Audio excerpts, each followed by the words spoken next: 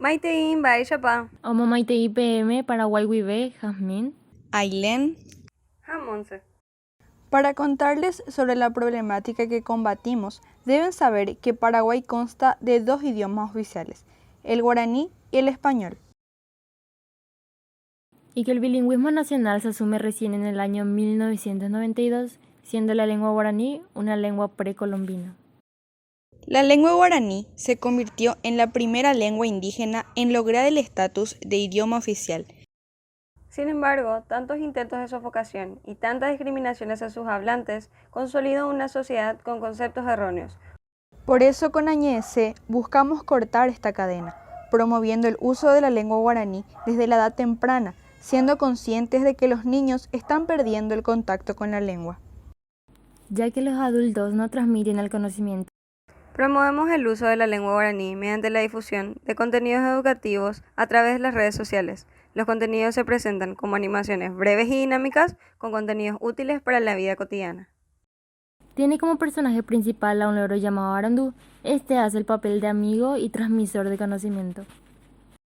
En cada contenido, Arandú visita un lugar icónico del país, con el fin de acercarnos a la cultura y a la historia.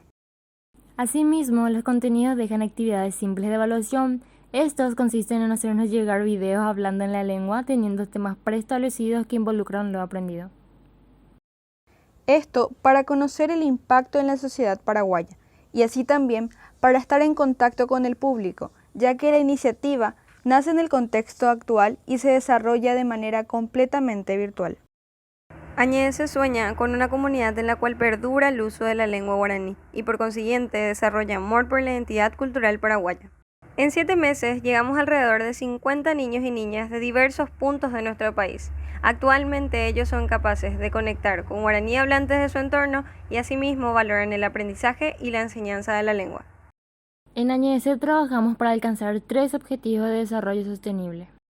El número 4, educación de calidad, ya que aspiramos a espacios de aprendizaje en los cuales la lengua materna no sea impedimento para nutrirse de conocimiento.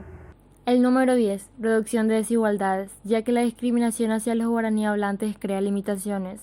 Y el número 17, alianzas para lograr los objetivos, ya que constantemente buscamos conectarnos con otros espacios en busca de impactos positivos en conjunto.